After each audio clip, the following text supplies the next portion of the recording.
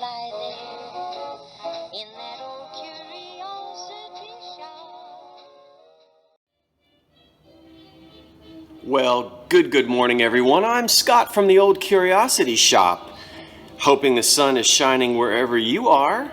And you can see it's creeping over the buildings here in Philadelphia. It's early morning and there's lots of noise around me. And that's okay. I like the energy of the city. Look outside, and as the sun comes around on the construction site, the men and women are busy working on the construction of the duplicate condo building right there on the parking lot. And a few folks have said, you're going to lose your view. No, I'm not. It's not going to come up any higher than this roof level right here. And as it extends back this way, it stops right here because we've got some buildings which you can't see. And geometrically, if you follow the line out, I will lose the lower half of these buildings. The skyline will be there, and of course I'll have an interesting building to look at and some neighbors I can wave at. I could be Mrs. Kravitz.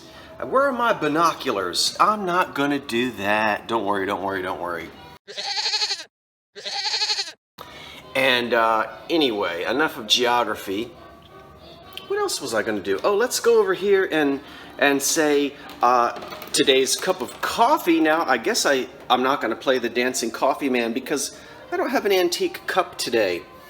But since I have replanted Boston fern in this old cookie jar missing its lid, I thought we'll salute Provincetown. I think I got that on my first trip to Provincetown, probably.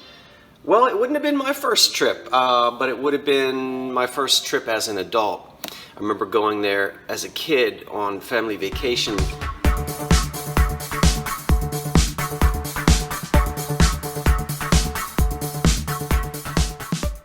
But anyway, Provincetown out on the tip of Cape Cod. Salute to the Boston fern. There we go. So salute to Provincetown, the spot where the Pilgrims did land and seek safe harbor for several months until it was okay for them to cross over into Plymouth. So I'm drinking out of that. What do you think? Boston fern looks pretty good in this. Now it's planted down in there, and I have a liner in there, and I've got rocks in the bottom, and it's just an old cookie jar that lost its lid. Did a piece of fern just fall in my coffee? Okay, back here I've got, we'll talk about, there's the print that you saw, not the print, but the painting that you saw. I'll show you that near the end of the video. But let's do a countertop, a windowsill top here review of all of the things that I bought when I was out sourcing on Saturday. Now, I almost never go to thrift shops on Saturday because of the crowds. But boy, am I glad I went this Saturday. I happened to get there just as most of these items were being placed out on the shelves. I also have some things from the flea market, and I'll tell you which is which. Let's do depression glass first, and we will salute the Hocking Company. Now, at this point, they're Hocking. They haven't met Anchor yet, okay? They're separate companies. Because the Hocking glass we see here was made as early as 1929. And Hocking and Anchor didn't get together until about 1937. Now, a lot of this glass, if you saw yesterday's video or whatever it was just tossed into bags. And of course I knew I was going to find some chips. I was holding my breath, but I was hoping for the best. And it actually turned out pretty well. The pieces that I thought would be chipped are actually chipped. That was no surprise. The Cameo pieces have a few small chips on them. None of this glass is listed yet. I have washed it, but I haven't listed anything, and I'm just going off my memory of depression glass patterns. I haven't looked up dates or any specifics yet. Okay, Cameo glass made by Hocking. You'll always know it's Cameo because there is a cameo of a little dancing figure, and she's in there. You see, there she is. I can't tell if she's tooting a horn. I think she's tossing around like a ribbon. Maybe she's doing, I think, Well, anyway, she's in there having a good time in that little Cameo. So there's a vegetable serving bowl and a platter. The chips on these are not horrible. This one only has a little edge chip, so this is pretty good, this platter. The tab handle, I think there's the chip right under there. So this is pretty good. This one, we can see a little edge chip there. And so anyway, chips, but they're not horrible on that. Back to the Anchor Hocking. Here's a wonderful, almost complete, what's called a luncheon set. And it would be 4 luncheon plates, about 8 inches, 4 cups and saucers, and a cream and sugar. The only thing I'm missing here is 1 plate. I've got 3. I need a 4th in the block optic pattern. I will dig a 4th plate out of somewhere, and we'll have a complete luncheon set. And so there we have the 4 cups and saucers and the wonderful cream and sugar here. I currently have one of these listed up for auction. I think that ends today, but in a slightly different pattern, although the same shape, and also Hocking glass. So and chip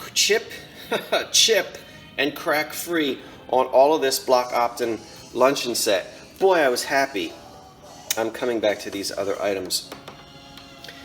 In topaz, well, actually amber, in the Madrid pattern, which is pretty popular for sherbets. Now, I will say most of this glass that we see here there are reproductions, so watch out.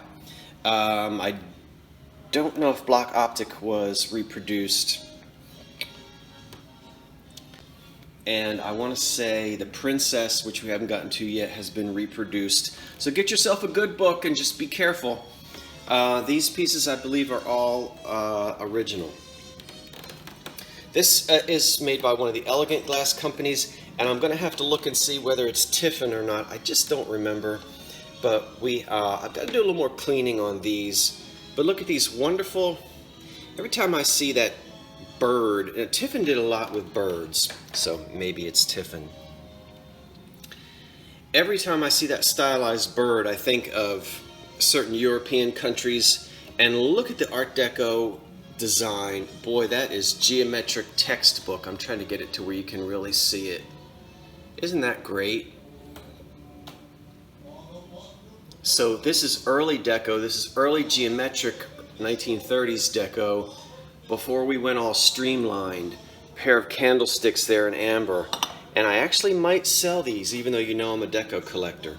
In I always want to say swirl, but I think it's spiral, and I think it's Hocking as well. I have 5 sherbet cups and 5 plates, all with uranium, and of course it glows. I haven't looked at any of the pink stuff up yet. Oh, is that Windsor? You know, I'm just going off my brain. I've got to get my books out. And nice in pink. Can't really remember. Again, I'll look it up. And here in pink is a not often found cream and sugar, which has the old EAPG look to it, early American pressed glass. But it's a depression pattern in pink, and there's a story behind this. We even have the little just the typical EAPG pattern on there. Yeah, haven't researched this yet. Off the top of my brain, don't remember who made it. But I can't wait to look it up. It looks like they were trying to, you know, this EAPG had really gone out of style by this time, but they threw some pink in it. I don't see too much of this.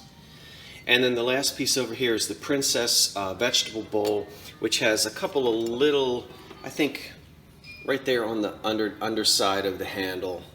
You know, these are serving pieces, cheap, slung around the kitchen. That was all the depression glass.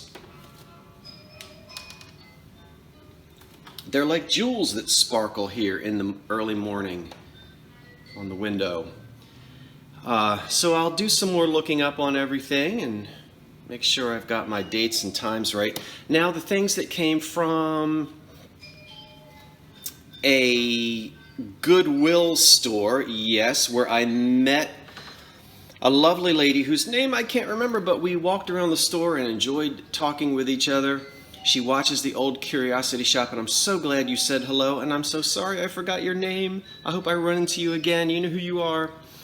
And I always love it when people see me and they say hi, because it's so much fun to talk. Anybody who ever sees me at any store, please say hello. I want to talk to you. From that store came this wonderful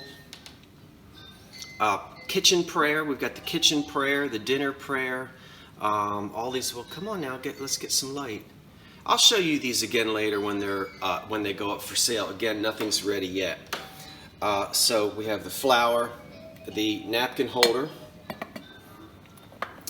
a creamer, I guess a soap dish, and this would be for toothpicks, although I thought, why not lipstick? But then my friend at the counter, when we were checking out, said, I think toothpicks. And I said, well, I think you're right. I don't know, maybe you're doing your dishes and your significant other walks in and you want to get some fresh lipstick on. Why not? Anyway, toothpicks? I guess so, because it says we give thanks for all your gifts, which probably means you're eating dinner and you're going to pick your teeth.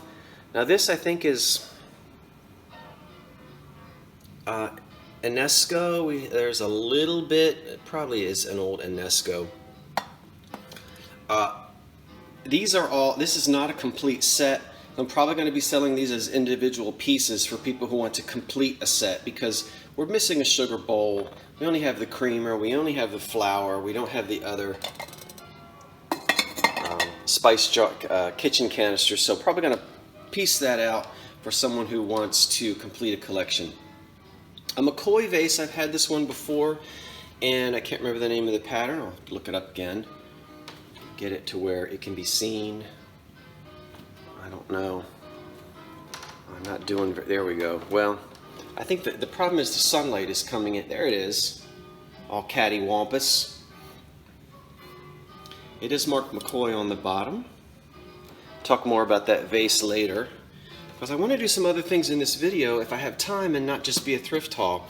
I did charm that lady, because remember there was no price at that store where everything was so expensive? Well, it paid out that there was no price.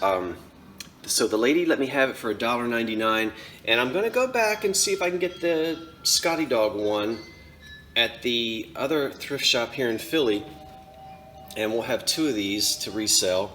If you do not like the souvenir of Wildwood on the top, get a little water and that decal will come off, and it won't damage the piece or lessen the value. The souvenir shop in Wildwood would have bought these in bulk from the distributor in Japan, and they just stuck their sticker on there so they could sell it on the boardwalk. And if you like it, leave it on, and if you don't, take it off. It's not going to affect the value of that little piece at all, and you'll never even know that that decal was on there. I think we got everything. At the flea market, the bunny, great for Easter time or any time. There he is with his blue. I don't know if a snake is going to come out of that. Is he charming? It looks like he's got a toilet brush in his hand and he's about to charm a snake out of that bucket. Now you say, Scott, that was charming until you just ruined it for us all. He does not have a toilet brush and there's not a snake. That is a planter. Okay. Who made it? I don't know. Shawnee, maybe? It's cute. So he's going to be for sale. Here's my little bell with a wooden handle and the green wooden handle. I won't ring it. We don't want to wake the servants this early in the morning. Ha ha! I wish. For myself, I bought this wonderful English plate, quintessential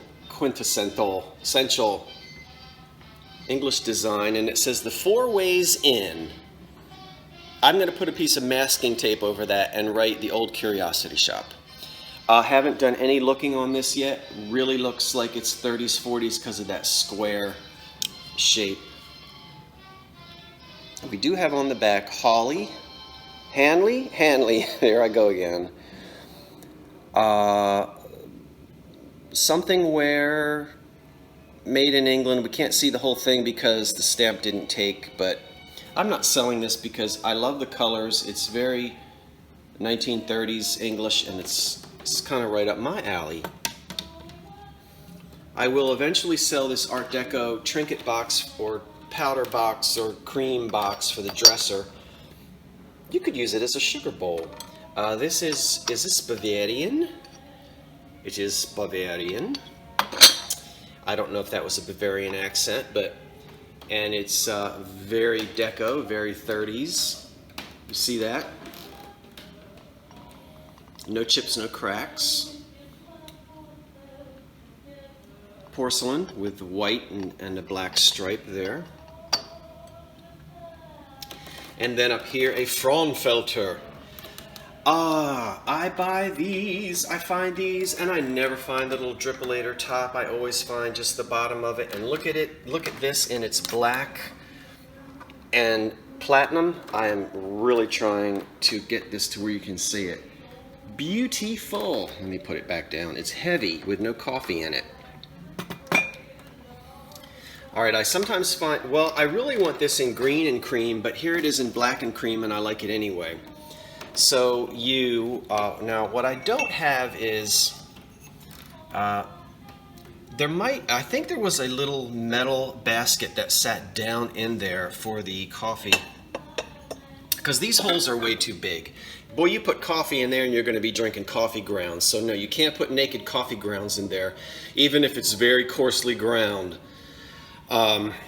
There would be a metal basket, I believe. I don't know that for sure, but there must have been. As I said, those holes are too big. And then a cap that went on top of that. Then you pour your water in this reservoir here and it drips down in. So what that we don't have the metal basket. Some of the ones from coffee pots might fit, but it's a pretty small circumference diameter. Anyway, the few odd metal baskets I have do not fit down in there, so I'm going to just be using coffee filter paper, like the Mr. Coffee filters, you know. Put one down in there, and I do have room to put a lid on top of it, so when you pour the water in, the grounds don't float and get down in there anyway. Does that all make sense? I'll have to make coffee in it and show you how. You guys know how I'm going to do it. And then after it steeps and it filters through, we take this off. Obviously, people have been banging this in there, and they've chipped the inside lid, but we'll live with it. What am I going to do with this? Hold on. This video might just be a thrift haul. It's already 18 minutes long. That's because I run my mouth. Okay, and then you put the lid on, and we're ready to serve. So there it is. Did you really get to see it? I don't think you really got to see it. There it is. In black with platinum. Nice.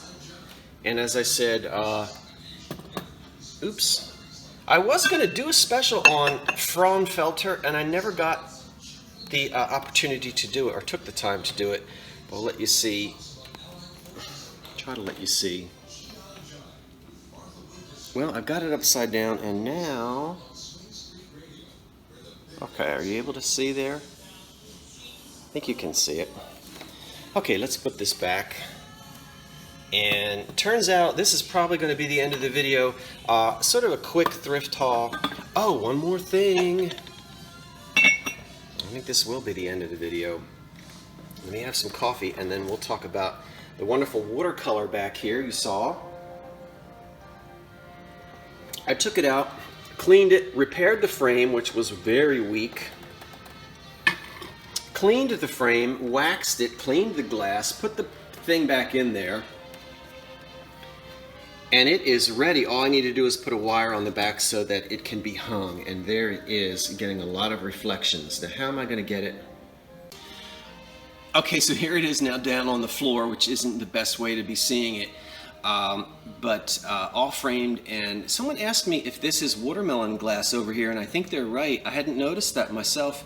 But pink on the bottom and green on the top. And that was popular in the early, late 20s to early 30s, and it makes, perfect sense that somebody would have a piece of watermelon depression glass, a little juice glass that they used. So it's watercolor. I can't put acid-free paper on it. Someone asked me about that because the artist actually painted the painting on this cardboard. That piece of cardboard there from a store is not the cardboard backing. We actually have the painting painted on it. So we can't do anything about it. Stuck it back in there, put the nails in there. I'm not terribly worried. This has been around since about 1930, and you know, it's going to be okay. So there it is, and it really is nicely done.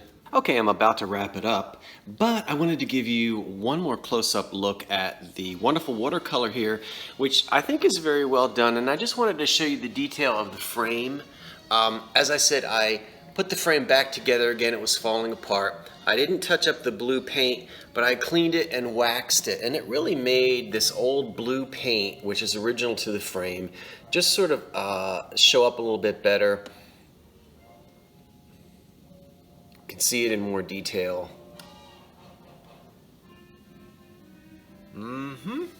And it looks very nice with the blue in the vase. So there it is, all set, and I probably am going to sell this. I really haven't decided yet. You've got to understand, though, that shipping on this is going to be a beast, depending on where you live. Not so bad here on the East Coast or to the Midwest, but once I start getting, out to the West, boy, the shipping is going to be horrible because of the size of the box that it's going to be shipped in. It's going to be way over 12 by 12 by 12. And this glass here is a great big, huge, flat surface begging to be shattered. And so the packing on something like this is a beast. Again, because of the size of the box, UPS priority mail, a little bit cheaper FedEx. I don't know. Again, I don't come up with the shipping. I just box it and then take it, and then they give me the quote. So we'll see. I always try to ship as economically as possible, and I never ever charge for packing materials. Then finally, I didn't talk about these, I forgot, and I'm going to have to look these up. Anytime I see this, I'm pretty good at determining whether it is Jeanette Cube or Fostoria American, designed by the same designer, whose name I always forget. The Jeanette Cube is nice glass, but it's cheaply made. The Fostoria, of course, is fire polished, and you can always tell the difference. But this was made for such a long time, most popular pattern, and then, Indiana Glass Whitehall was doing their thing in the 1980s, and it really takes some time to figure out what it is. I'm not an expert on American by Fostoria, so I'm not going to say anything until I look them up, but they're really nice. It's pink, and these are both in really good condition. It's an odd shape there, so I almost want to say these might not be old. Out of all the depression glass that I got at that store, these may be the only ones that could be the Indiana Glass Whitehall from the 80s. It just could be, another form, a different size that Fostoria made as they continued to make this for decades and decades. If you are an American Fostoria collector, and I'd be happy for you to tell me. Otherwise, I'm just going to have to measure these and really go through my books and determine exactly what it is. That's it. Thanks for watching, everybody. How do you like my snake plant up there? Now, I know he looks like he's too low, and he is too low because I've got to fiddle with that. It's not actually planted in there. I lowered it down in another pot. But I am going to fix that so that the snake plant isn't quite that low. But that's that piece of black glass that I found a while ago. And I'll tell you what, almost any time I see a photograph of an interior in the 1930s, there's always a good old snake plant in some type of a circular flower pot. I think everybody had one in the 30s. So I'll fix that and it'll look a little bit better. Well, everyone, that is it. I want to thank you all for watching. I'm Scott from the Old Curiosity Shop. Wait for the cat. So long for now.